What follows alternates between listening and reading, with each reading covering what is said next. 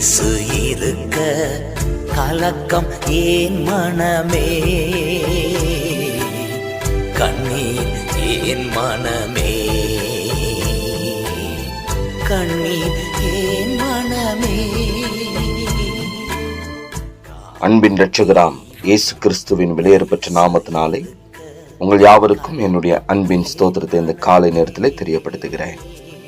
பரிசுத்த யோவான் எழுதின சுவிசேஷம் 17ஆம் அதிகாரம் 15வது வசனத்தை வராக வாசிக்கிறோம். நீர் அவர்களை உலகத்திலிருந்து எடுத்துக்கொள்ளும்படி நான் வேண்டிக் கொள்ளாமல் நீர் அவர்களை தீமை நின்று காக்கும்படி வேண்டிக் கொள்கிறேன் என்று சொல்லி நாம் பார்க்கிறோம்.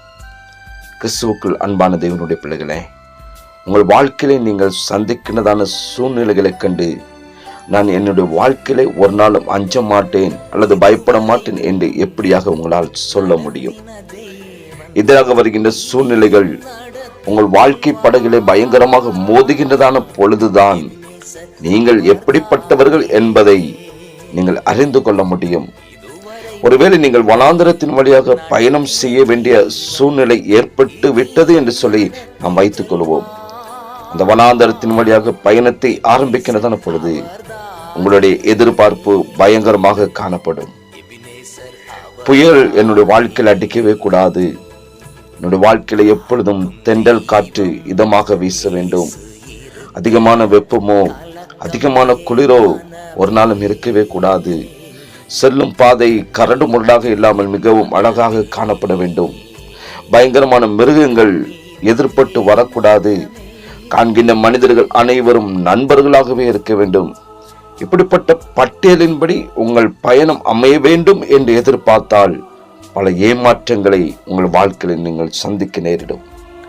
நாம் தேவனால் உண்டாயிருக்கிறோம் என்றும் உலகம் முழுவதும் பொல்லாங்கனுக்குள் கிடைக்கிறது என்றும் நாம் அறிந்திருக்கிறோம்.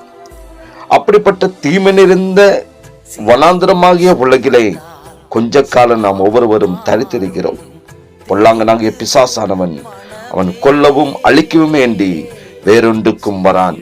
அப்படிப்பட்ட தந்திரங்கள் யாவையும் மேற்கொண்டவராய் முற்றிலும் ஜெயங்கொண்ட இயேசுவை தான் நானும் நீங்களும் முழு மனதோடு ஏற்றுக்கொள்கிறதான பொழுது அவர் தாமே இந்த உலகத்தின் முடிவு பரிந்தம் சகல நாட்களிலும் நம்மோடு கூடவே இருந்து நம்மை சகல பொல்லாப்பிலிருந்தும் விடுதலையாக்கி இந்த உலகம் தரக்கூட முடியாத சமாதானத்தை தருகிறவராக அவர் காணப்படுகிறார்.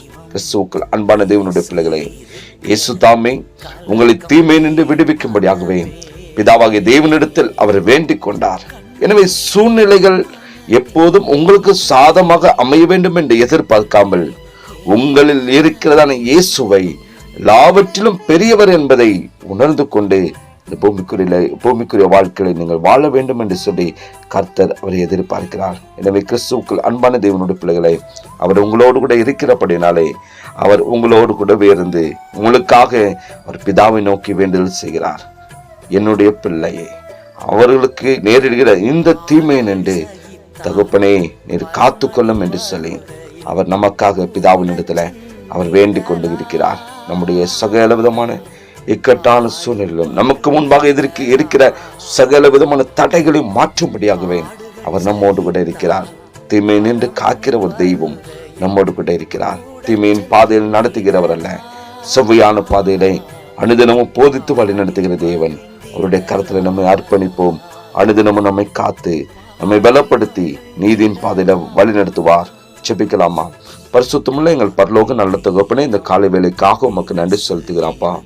இந்த உலகத்தில் காணப்படுகிற சகல விதமான சவால்களையும் கண்டு நாங்கள் அஞ்சாதவர்களாக தகப்பனே, நீர் எங்களோடு கூட இருக்கிறீர் என்பதை நாங்கள் உணர்ந்தவர்களாய், நீர் எங்களோடு கூட இருப்பதனால் எங்கள் வாழ்க்கையிலே ஒரு பெரிய பலன் காணப்படுகிறது என்பதை உணர்ந்தவர்களாக கர்த்தாவே, இந்த வாழ்க்கை வாழ்வதற்கு இதை எங்களுக்கு கிருபை செய்யும்படியா நாங்கள் ஜெபிக்கிறோம்.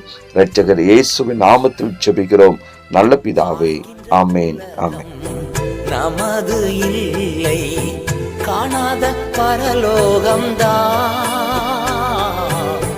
நமது குடியிருப்பு,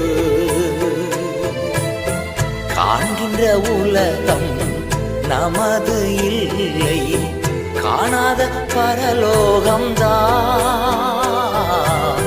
நமது குடியிருப்பு.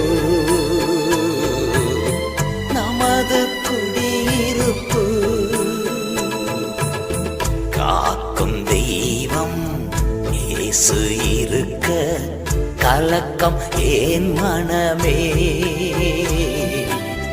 கண்ணீர் ஏன் மனமே,